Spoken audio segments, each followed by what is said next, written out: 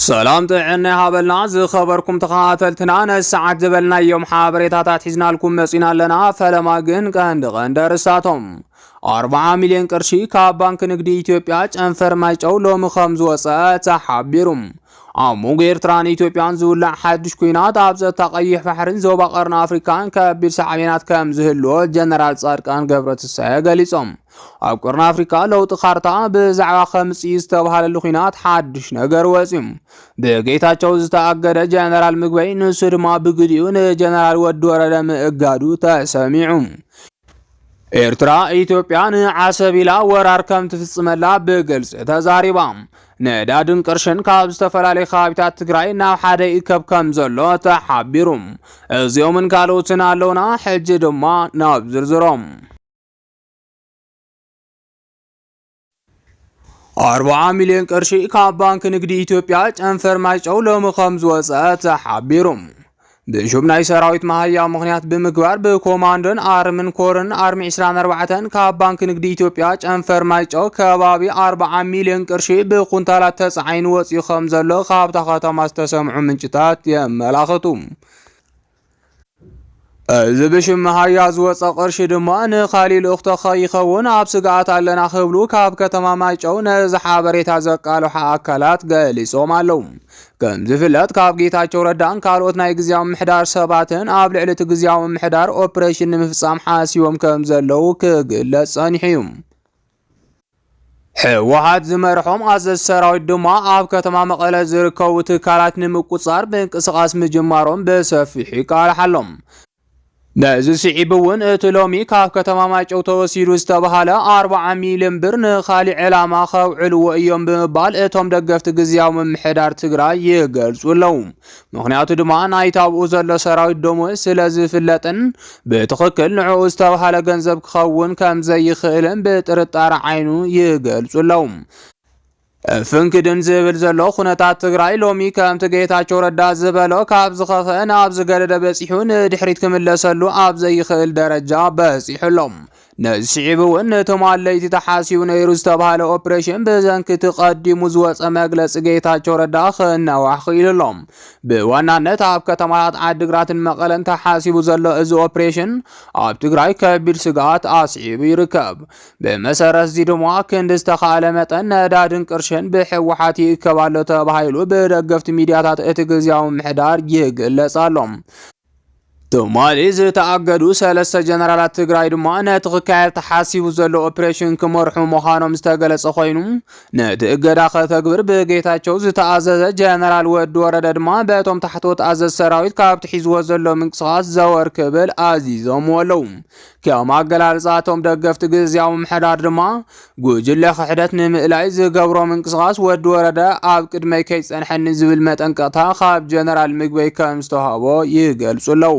تماليز توهاو مغلصن وسانه اگدا ابلع الجنرالات سعيبو دما لمرحت حوحات يخون از السراويت اقلطيعلم نسعيبو ونيو ابلع لگيتاچو ردا اوبريشن مكيار قوريصوم تلعيلم كم زلو زغلت زلم بفلاي تماليتي كساب مقيار بريزيدنت زخلت المحوحات كم زنبره زغلص گيتاچو بسنكت مغلصي قديم موصو دما نابناي لومي وي صباح اسغاغيروم يوم تبايلي قال احمهلاون مردا تخايلم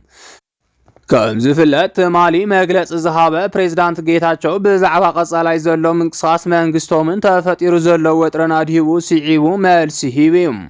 ትዝሃቦ መልስ ድማ ከም ዝስዕብ አቅሪብናዮ ለና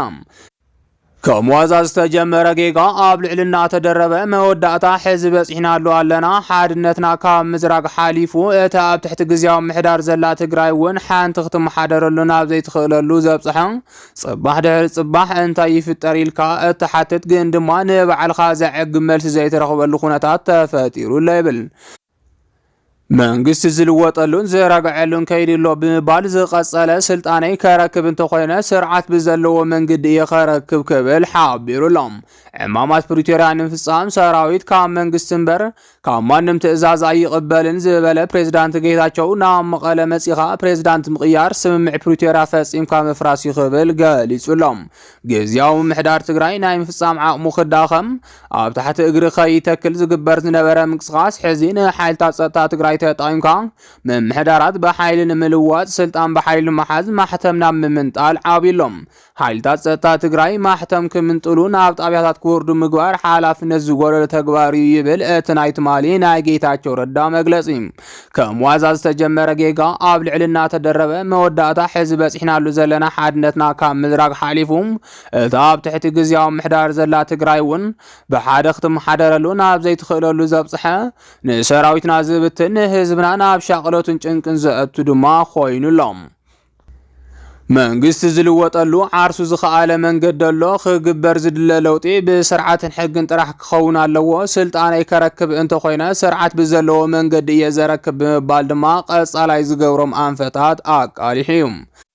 ናብ መቐለ መጺኻ ፕሬዝዳንት ምቕያር ስምምዕ ፕሪቶሪያ ምፍራስ እዩ ዝበለ ሰራዊት ስልጣን ክቕይር ኣይኽእልን ክብል ድማ ይገልጽ እዚ ዘይሕጋዊ ጉባኤ ዘካየደ ሓይሊ ግን ናብ ስልጣን ከይምለስ ካብ ሓይሊ ወጻኢ ዘሎ ኩሉ ጻዕሪ ክገብር የኽብል ፍከራ ኣስሚዑ እዩ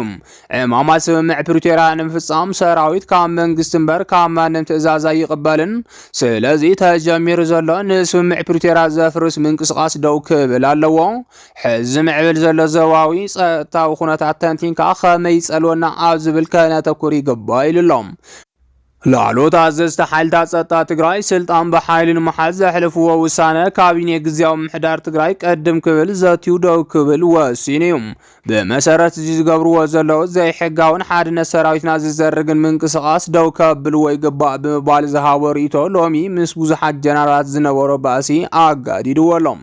ብተወሳኺ እውን እቲ እገዳ ሰራዊት ኩነታት ትግራይ ናብ ካሊእ ኣንፈት ከምርሒ ይገብር ኣሎ ተባሂሉ ከም ዘኽስሶ ንምርዳእ ተኻኢሉ መንጎ ኤርትራን ኢትዮጵያን ዝውላዕ ሓድሽ ኩናት ኣብ ጸጥታ ቀይሕ ባሕርን ዞባ ቀርኒ ኣፍሪካን ከቢድ ሰዕቤናት ከም ዝህልዎ ጀነራል ጻድቃን ገብረትንሳኤ ገሊጾም ምክትል ግዝያዊ ምሕዳር ትግራይ ዝኾኑ ጀነራል ጻድቃን ኣብ ኣፍሪካ ሪፖርተር ዘውፅኦ ጽሑፍ ትግራይ ዳግማይ ናብ ዓውደ ውግእ ከይትምለስ ዘለዎም ስጋት ዝገለጹ ኮይኖም ኣብ ዝኾነ እዋን ኣብ መንጎ ኢትዮጵያን ኤርትራን ኩናት ክውላዕ ይኽእል እዩ ክብሉ ኣንፊቶም እቲ ኣብ እዋን ኩናት ትግራይ ኣብ ጎኒ ፌደራል መንግስቲ ብምዃን ግፍዒ ፈጺሙ ዝበልዎ መንግስቲ ኤርትራ ነቲ ኣብ ውሽጢ ሕወሓት ተፈጢሩ ዘሎ ፖለቲካዊ ምግማዕ ይጥቀመሉ ከም ዘሎን ዘተሓባብርዎ ፖለቲካውን ወተሃደራዊ መራሕቲ ትግራይ ከም ዘለውን ድማ ጀነራል ጻድቃን ነቒፎም ብተወሳኺ እውን ጀነራል ጻድቃን ኣብ መንጎ ኤርትራን ኢትዮጵያን ዝውላዕ ሓድሽ ኩናት ካርታ ሃገራት ዝቕይር ይኽብል ገሊጹሎም በወገን ራድዮ ኤሬና ድማ ኣብ ኢትዮጵያ ዝካየድ ዘሎ ንኩናት ዝቕስቅስ መግለጽታት ኣብ ህዝብታት ኤርትራን ኢትዮጵያን ሻቁለት ፈጢሩሉ ከም ዘሎ ገሊጻ ኢትዮጵያ ኣፍ ደገ ባሕሪ ንምውናን ብዝብል እተካይዶ ዘላ ጽዑቕ ፖለቲካዊ ዘመተን ወተሃደራዊ ምንቅስቓስን ኣብ ዞባ ቀርኒ ኣፍሪካ ከቢድ ናይ ኩናት ስግኣት ከም ዘንጸላሉ ገይራ ትርከብ ክብል እቲ ሚድያ ሓቢሩ እዩ ኣብ ዝሓለፈ ዓመት ምስ ሶማልያ ኣብ ዝሕዚ እዋን ድማ ናብ ኤርትራ ዝቐንዐ ዝመስል ብኢትዮጵያ ዝካየድ ዘሎ ዘመተን ወተሃደራዊ ምንቅስቓስን መንግስቲ ኢትዮጵያ ኣብ ዘቤታዊ ጉዳያት ገጢምዎ ንዘሎ ብድሆታት ናብ ደገ ንምጥምዛዙ ዝግበር ዘሎ ስልቲ ምዃኑ እውን ይትንትን እዩ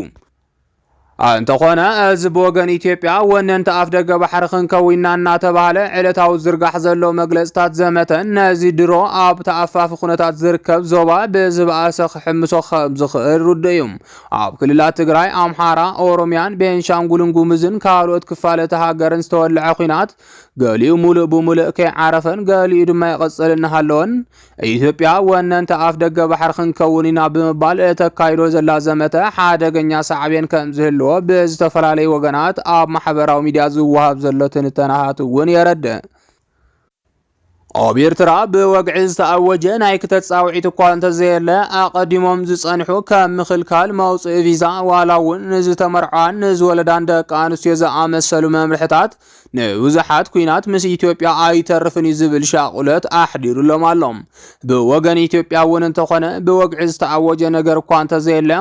ወነንቲ ባሕሪ ክንከውን ኢና እናተባህለ ዝካየድ ዘሎ ዘመተን ወተሃደራዊ ምንቅስቓስን ግና ከም ምትኽታኽ ንኩናት እዩ ዝረአ ዘሎም ንዝሓለፈ ልዕሊ 20 ዓመታት ወግዓዊ ምጥያት ሰራዊት ዘካየደትን ኣብ ሃገራዊ ኣገልግሎት ዝፅንበር እምበር ብወግዒ ዝፋኖ ኣብ ዘይብላን ኤርትራ ሰራዊት ካብ ናብ ምንቅስቓስ ልሙድ ተርእዮ እኳ እንተኾነ ኣብዚ ሕዚ እዋን ናብ ሰሜናዊ ቀይሕ ባሕሪ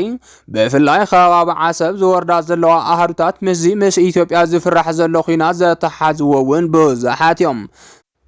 በ8 መጋቢት ኣብ ኣስመራ ኣብ ኤክስፖ ብምኽንያት መዓልቲ ደቂ ኣንስትዮ ዝተኻየደ ካብ ኩለን ንኡሳን ዞባታት ኣስመራ ሚኒስትርታትን ካልእን ኣብያተ ጽሕፈትን ዝተወከሉ ዕዱማት ዝተሳተፍዎ ኣኼባ እውን መንፈሱ ኢትዮጵያ ብወገን ዓሰብ ክትወረና ኢላ ናብ ዝብል ዛዝዩ ምንባር እዩ ተሓቢሩ። መንግስታት ኤርትራን ኢትዮጵያን ኣብ 2018 ንሕወሓት ንምጥቃዕ ዝኸተምዎ ስልታዊ ስምምዕ ሰላም